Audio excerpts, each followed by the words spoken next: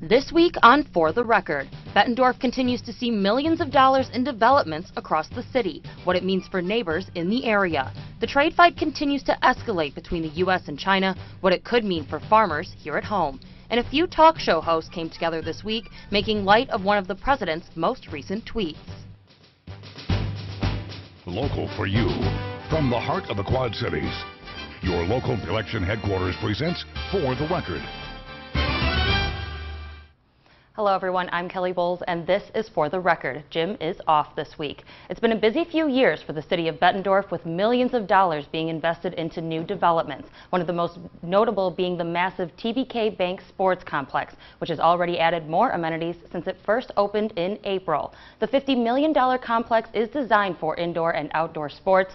It reaches across 76 acres in Bettendorf, with everything from indoor soccer, sand volleyball courts, hardwood courts, and outdoor fields. On May 29th, they unveiled the High Five Bowling and Entertainment Center, spanning 65,000 square feet. And just a few weeks ago, the Indoor Sports Complex and Fitness Center opened for business.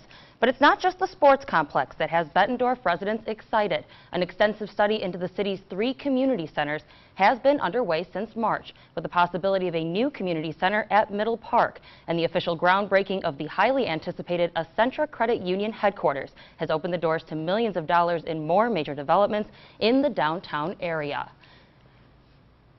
With several major projects already in the works, the completion of the I-74 bridge is expected to keep those developments coming over the next couple years. At the center of those millions of dollars in redevelopments is Bettendorf Mayor Bob Gallagher, who joins us for a conversation today and can hopefully give us a little more information about what's to come. Mayor, thank you so much for joining us today. Pleasure to be here. Thanks for having me, Kelly. Thank you. It's been a few months now since the grand opening of the TVK Sports Complex, and already we've seen some big turnouts, especially on the weekends. And there's still more to come for the facility. During its development, the city estimated 750,000 visitors annually. So what kind of numbers have you guys been seeing so far, and does it seem to be on track for what you predicted? Yes, TVK has been exactly what we had hoped.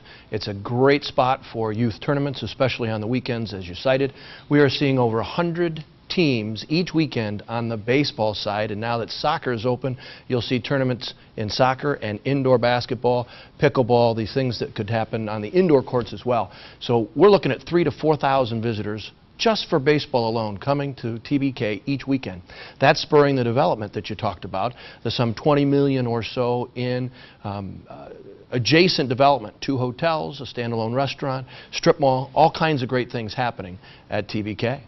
I mean, do you think that then is going to exceed that original estimate of 750,000 visitors annually? I mean, you're already pretty high. We are.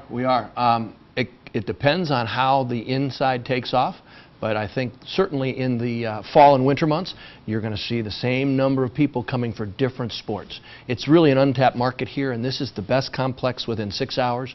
We've got great reviews. They're doing an awesome job. The staff out there is fantastic, and it's really filling that niche that we hoped it would fill. All right, and that's not all. This week we heard some of the community's opinions about a study being done on the city's 3 community centers. The current community centers, Robert D. Getch Community Center and the Life Fitness Center and the Splash Landing Aquatic Center are all part of a study conducted by a Chicago-based architecture firm. The plan is to assess the 3 long-standing community centers and see how feasible it is to build a new center at Middle Park to replace them. This project has been cited as a #1 priority for the city.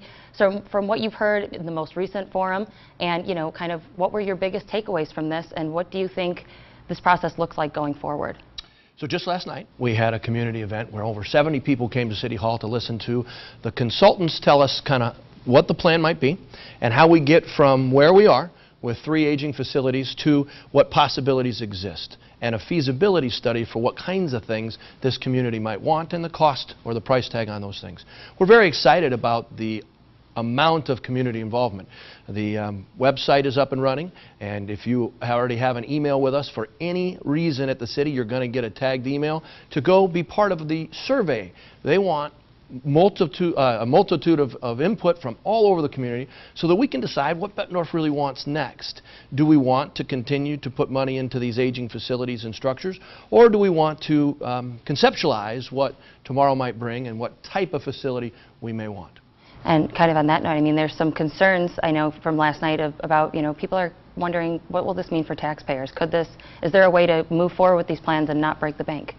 I think there certainly is, but depending on what the community brings forward as a concept, there may be a referendum on a ballot. There may be a way that we pay for it with city funds over time.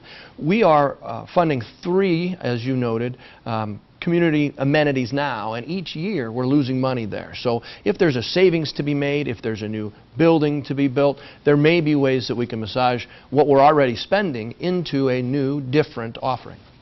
Thank you so much.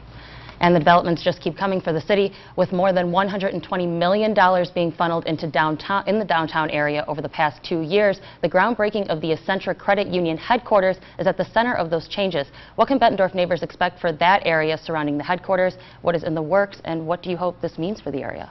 So the bridges, our westernmost project that's bringing some great excitement, and now Essentra, kind of an eastern bookmark, will spur development in the area. We've already seen local developers take ownership of city blocks surrounding both of those projects, bringing great ideas for entertainment, for commercial development, for destinations for living. So this is going to be a really exciting time to be in downtown Bettendorf and to see the types of beautiful developments that occur.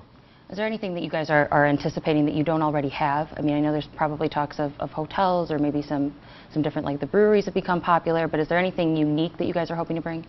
Well, certainly our aim, and this council's #1 priority, is to create an entertainment district for living in the downtown. So lots of new places to live, lots of the same types of offerings that might bring millennials, great restaurants and things for people to do, other entertainment options, and we'd like to tie in the riverfront. So we're continuing to work very hard with our partners on the riverfront and have some meetings set up over the next couple of months, hoping to bring that large piece of property into the fold. So I think it'll be very unique. And we're not looking to duplicate what's already done in the downtowns in the Quad Cities. We're looking to partner and bring new and different offerings.